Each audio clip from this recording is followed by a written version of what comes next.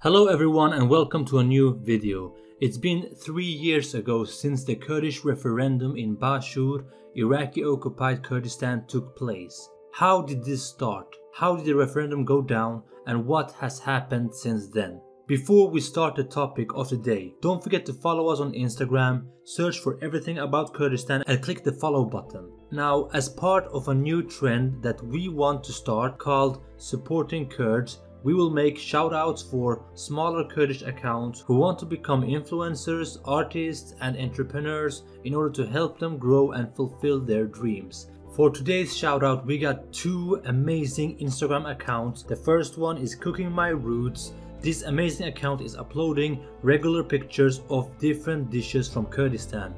We have followed this account for a time now and regularly see how skilled and ambitious this person is in cooking Kurdish dishes. Take part of this account by checking out Cooking My Roots on Instagram and follow the account right now. For the second account, we got this Kurdish girl who is uploading amazing art and her account name is n.xbjx.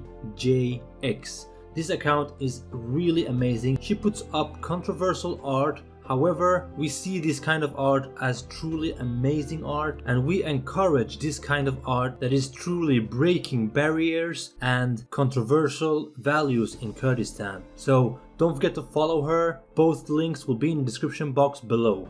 Now, without further ado, let's get into the video. The referendum of Kurdistan was held on September 25th, 2017. At the time, the Kurdistan region known as Bashur, Iraqi-occupied Kurdistan or Southern Kurdistan, have had a self-ruling autonomy for almost 26 years. So let's start with the prehistory of the Kurdish referendum. And for this we're gonna go back to 1991 when Saddam Hussein invaded Kuwait, leading to that America stopped their support for Iraq and its dictator. Instead, they started to support Shia forces in southern Iraq and Kurdish forces in northern Iraq, something that eventually led to a fly zone to protect both the Shias and the Kurds from Saddam Hussein. Under this fly zone protection, the Kurds found space to develop what we see today as KRG, Kurdistan Regional Government. In 2005, 2 years after the fall of Saddam Hussein, an informal referendum was held in the KRG region where 98.98%, a total of 1.9 million people, voted yes and 1.2%, a total of 20,251 persons, voted no. This became the first ever large referendum in Kurdistan to be held. However, due to its informal status, it was never recognized as an official referendum by either the Iraqi government, the Kurdistan Regional Government, or the world. KRG and Iraq stood together without any major conflicts until 2014. At that time, KRG accused the then sitting Prime Minister Nouri al-Maliki for a divisive ruling as he favored the Shia majority of the country and created a split among Sunni and Shia in Iraq, making it easier for the Islamic State to gain success in the western parts of the country. The verbal conflict between Iraq and Kurdistan region resulted in an economic withholding of funds by the central government of Iraq towards KRG, funds that KRG was entitled to as part of Iraq according to the constitution.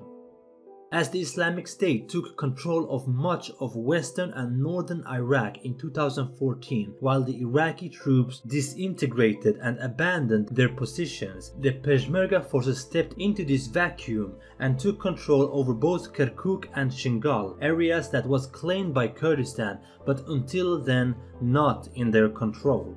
Nouri al-Maliki was replaced by Haider al-Abadi, and even though Barzani and the KRG administration at first planned a referendum to be held in late 2014, they agreed to postpone it until the region was more stable. Now, even though there is more to tell about the whole situation and the background, we now have enough of information to go on and talk about the referendum itself. The years to come followed an intensive war against the Islamic State.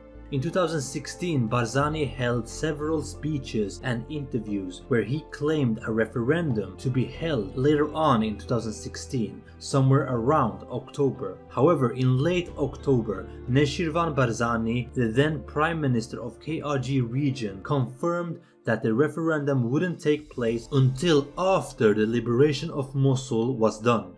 In 7th of June 2017, the KRG president Masoud Barzani held a meeting with PUK and other parties of Kurdistan and confirmed that the referendum was to be held in 25th of September 2017.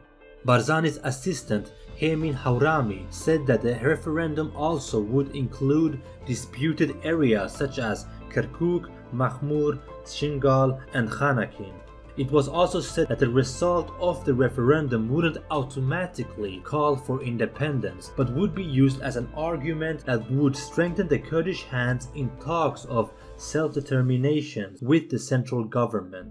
As the referendum was getting closer, the Turkish President Erdogan and the high military chief of Iran met and discussed the situation. Both Turkey and Iran stood against the referendum. A big part of the reason was that both Iran and Turkey has a large Kurdish population within their own countries and feared that an independent movement in southern Kurdistan would call for an independent movement within both Rojhelat and Bakur, which are the parts that is occupied by Iran and Turkey. 16th of August 2017, Turkey and Iran came out with a joint statement that opposed the referendum strongly. In August, provinces within the disputed areas of Iraq voted in whether they would participate in the Kurdish referendum or not. Among these, we had the province of Kirkuk, where 23 voted yes, and the remaining 17 members, all of whom were Turkmen and Arabs, boycotted their votes. On September 14, the Iraqi parliament in Baghdad voted to dismiss Najmuddin Karim of Kirkuk, a decision requested by al-Abadi after the official result came out of that Kirkuk wanted to join the referendum in Kurdistan. Karim, however, dismissed the decision and clarified that he will stay in office, referring to the fact that only the council had the power to remove him from his position. The first official campaigns for the referendum had its beginning in 5th of September. 12th of September, the Iraqi parliament officially rejected the referendum. At the big date, 25th of September 2017, the Kurdish morale was on the top. Music was played at every poll site, at every corners of Kurdistan, and people were in general very happy. Kurds had been looking forward to this day for a very long time. After laying their votes, Kurds were celebrating on the streets. Some people went further than others and burned their existing Iraqi passports out of happiness.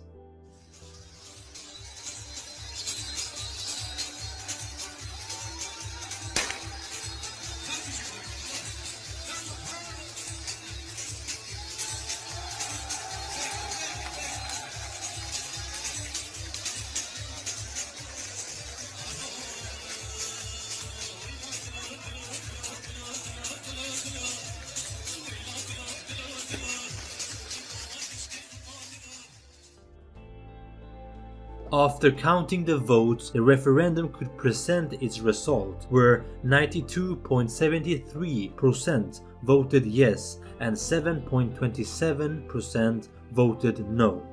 What was now about to happen? The referendum day was over and all the neighbors of Kurdistan had reacted negatively against the referendum. The world expected a conflict to break out and America was observing the situation with military jets in the air. Peshmerga forces was reinforcing Kirkuk and Shingal during the evening. However, Iraq didn't respond. Within time though, the Prime Minister of Iraq, Haider al-Abadi, gave the KRG administration a deadline of 15th of October to retreat the Peshmerga forces from Kirkuk. The Peshmerga forces ignored the deadline. The very same day, 15th of October, the Peshmerga lineup suddenly fell apart. Within 15 hours, the city of Kirkuk, its oil fields, and the nearby K1 airbase were taken by the PMU, Shia militias of Iraq.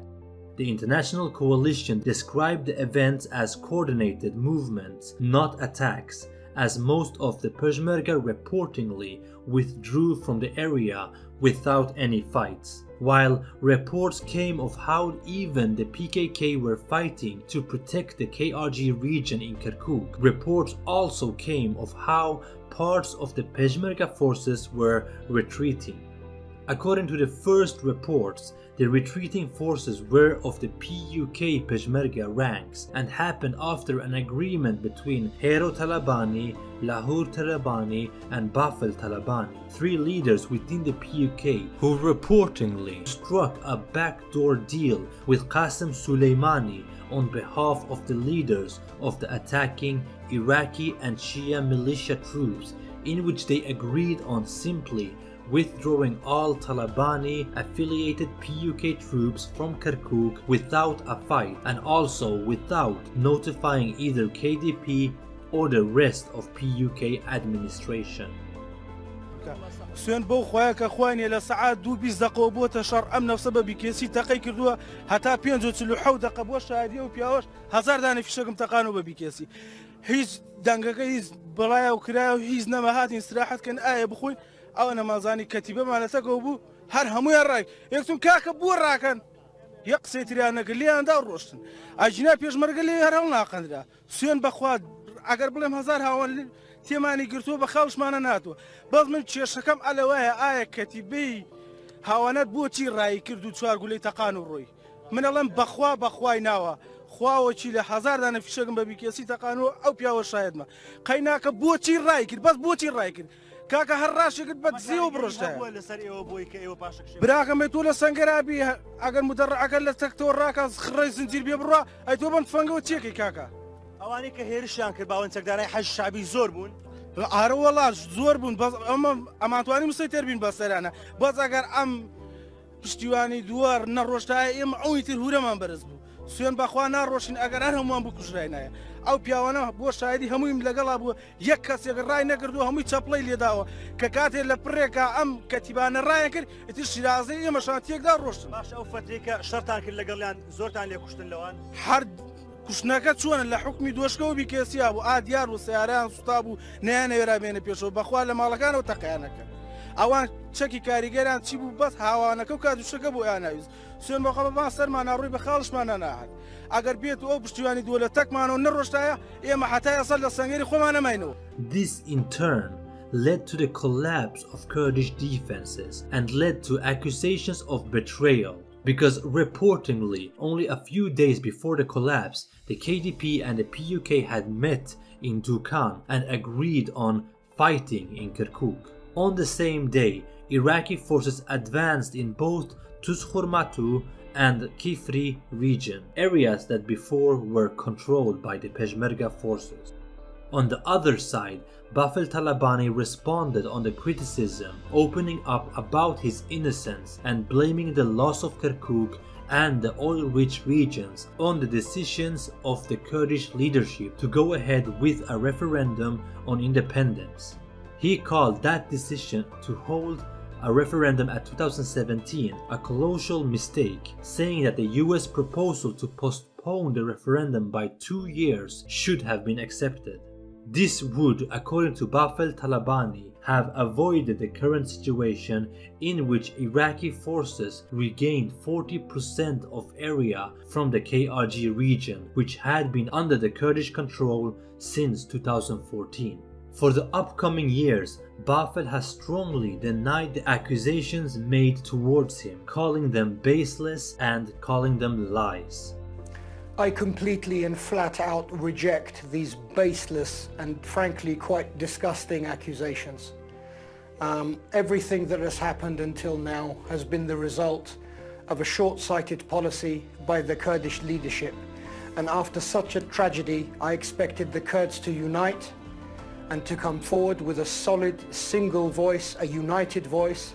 But unfortunately, like so many times before, rather than doing this, the different Kurdish factions have decided to blame each other, to cause baseless accusations on each other and divert the attention of the international community from the real problem. And I think, frankly, it's a case of those really responsible for this tragedy trying to put blame somewhere else. I can explain to you what happened in Kirkuk the other night. Our Peshmerga forces are well known for their defense of Kirkuk over the previous years. We have lost our bravest commanders in Peshmerga defending Kirkuk from every kind of threat. This time we were faced with insurmountable odds and a vastly superior enemy, superior in firepower. Our military leaders on the ground, Sheikh Ja'far, etc., decided to make a tactical withdrawal after a lot of fighting, which has cost us almost 100 men and dozens of wounded. This is the truth of the matter. Rather than have many thousand Peshmerga casualties, rather than fighting spread to inside Kirkuk, rather than to be faced with massive collateral damage and loss of civilian life, our Peshmerga commanders decided to retreat strategically from these areas, and I commend them for that. Those in my party that have accused me of such things, I turn it around and I accuse them of treachery. I accuse them of treachery. I would like an investigation carried out into this. I have asked for this officially. I want an investigation carried out onto the things that happened in Kirkuk, and at the same time I call for another investigation. I call for an investigation on the Kurdish leaders that led us to this situation today, and I want them investigated thoroughly to see if they are fit to lead the Kurdish people. I will not attack President Barzani in any way, shape or form. I will do nothing to try to reduce the impact of Kurdish unity. I'm sorry, Kurdish unity is absolutely paramount. I completely disregard baseless accusations. I refuse to wrestle in the mud like this. Kurds today need to be united more than ever. But we need to ask ourselves, how did we come here? The referendum was a question that needed to be asked, but the referendum was never the end goal. The end goal was the rights of the Kurdish people. And at the very last days, the United States, Brett McGurk, Frank Baker came with a proposal that would have protected us, a proposal that guaranteed us the rights to do a referendum in 2 years if we had tried to negotiate with Baghdad. Unfortunately, the Kurdish leaders, and I am not singling out Mr. Barzani, I'm sorry, I refuse to be dragged into this. This was a colossal mistake. This was a colossal mistake. On the other side, there were also accusations towards Barzani and the KDP that the failed referendum only were a plot created by the KDP to secure the Barzani power among the leading roles and to remove highly ranked PUK members from the KRG administration. In the 18th of October, Baghdad confirmed that the Mosul Dam, alongside many important areas in the Nineveh province, had been taken from the Peshmerga forces. Iraqi side reported that in Mosul, 8 PMU militias were killed following one death of a Peshmerga fighter. Statements from KRG region said that over 100,000 Kurds had fled Kirkuk and Tuzhurmatu to Hawler and Slemani. 57,000 of these needed immediate assistance, according to other reports. Violence, looting, and other crimes against the human rights were reported by the PMU forces in both Kirkuk, Tuzhurmatu, and Shingal region. On October 19th, 1 person were killed and 3 wounded after protest by civilian Kurds in Khanaqin, demanding the Iraqi forces to leave the city.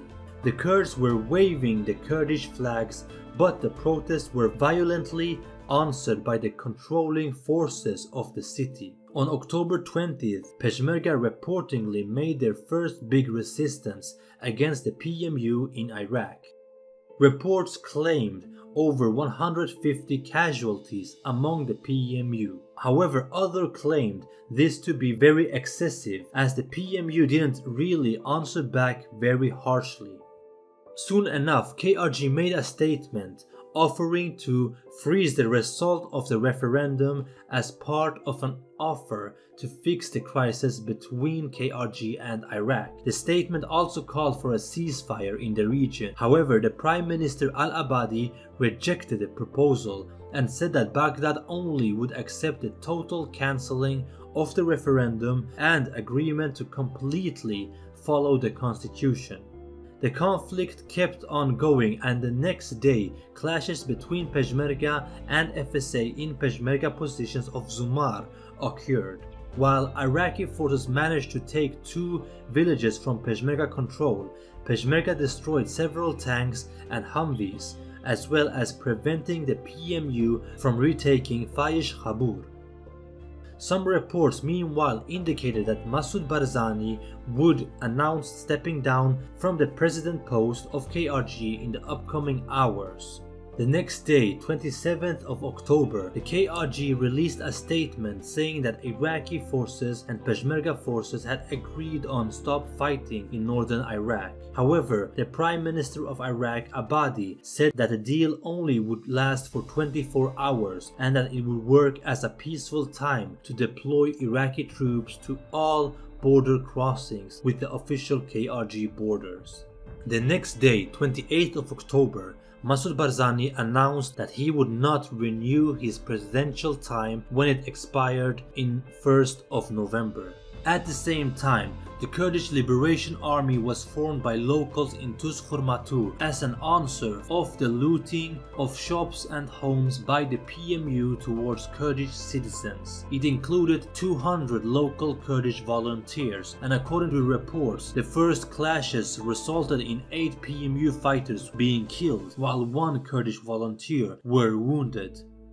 In the upcoming days, the conflict got calmer and calmer. However, it escalated again in 18th of December.